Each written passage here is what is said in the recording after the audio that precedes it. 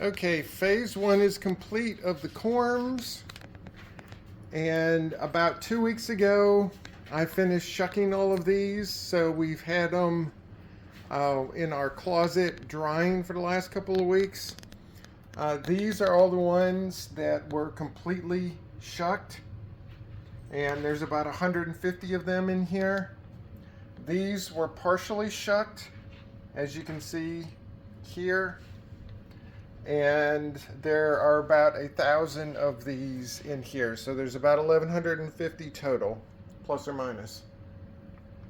Now the reason why we didn't shuck every single one of these is about lost my mind in my fingers trying to shuck these completely.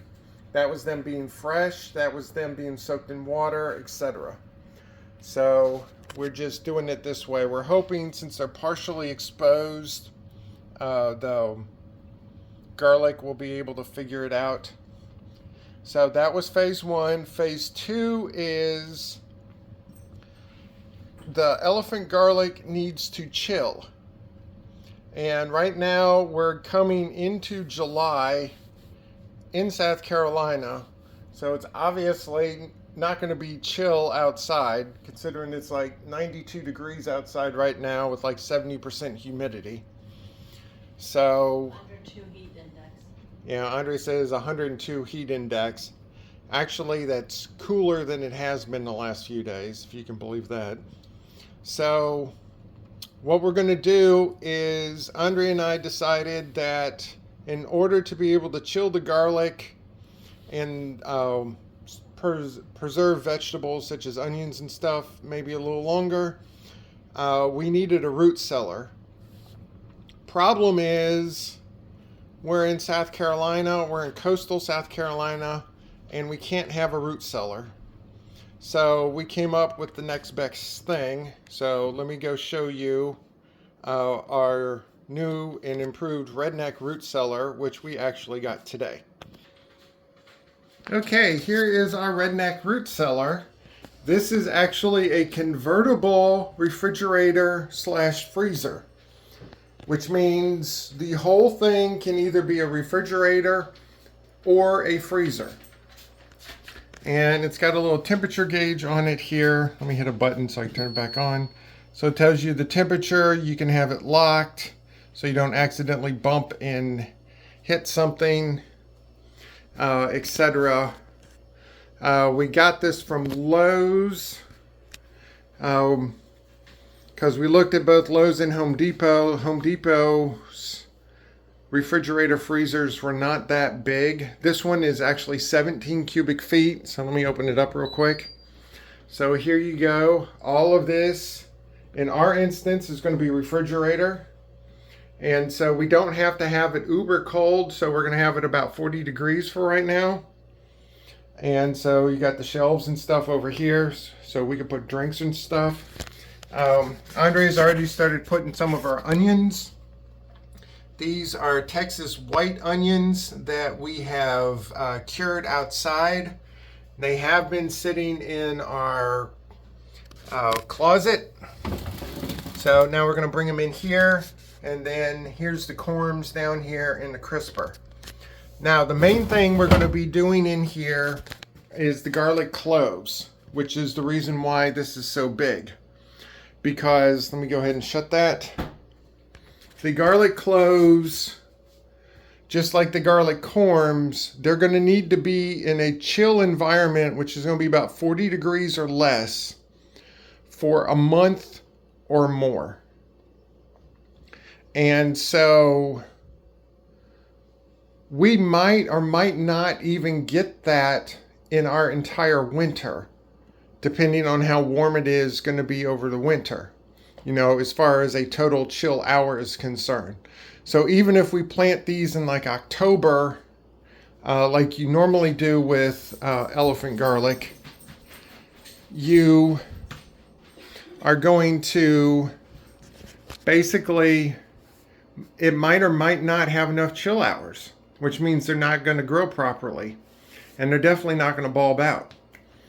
And so the thing with the elephant garlic is you want them to bulb out, and you want them to clove out, and you want them to be nice and big So then you have nice big cloves, and then you can command hopefully a lot of money for it.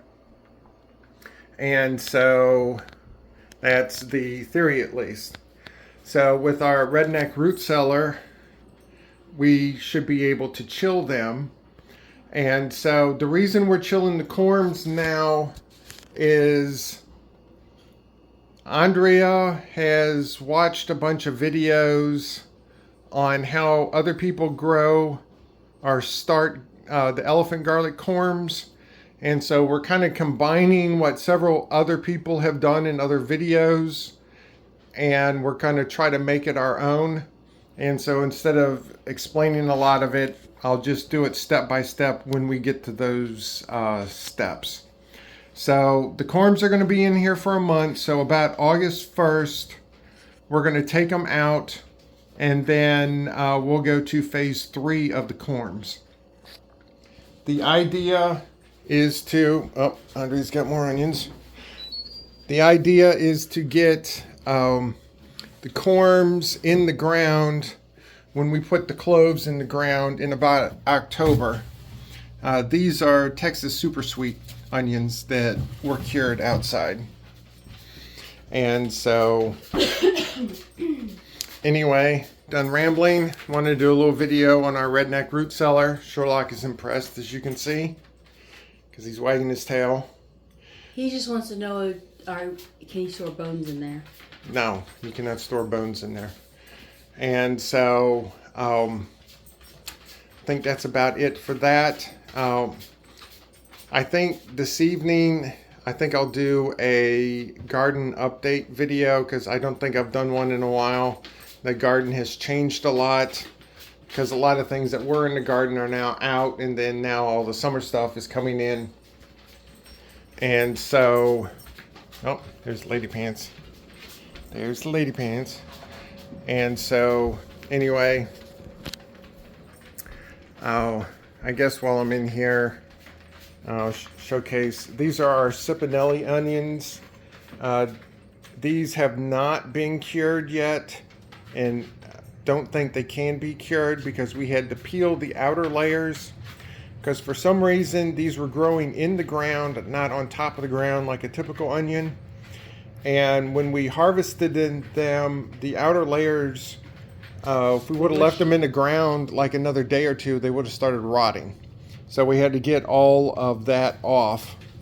So people have been trying to, or we've been giving people Cipinelli onions. And yes, they are supposed to look like this. So they're not round like a typical onion. They're flat as a pancake. They taste good though. They're a yellow onion. Didn't understand why it turned purple. Yeah, that one turned purple for some reason, but anyway, and that's Andrea's turmeric experiment, which will be on a later video. So anyway, done with the onions, done with the corms, and so I'll see if I can get this update video out today, which will probably be this evening or in the morning.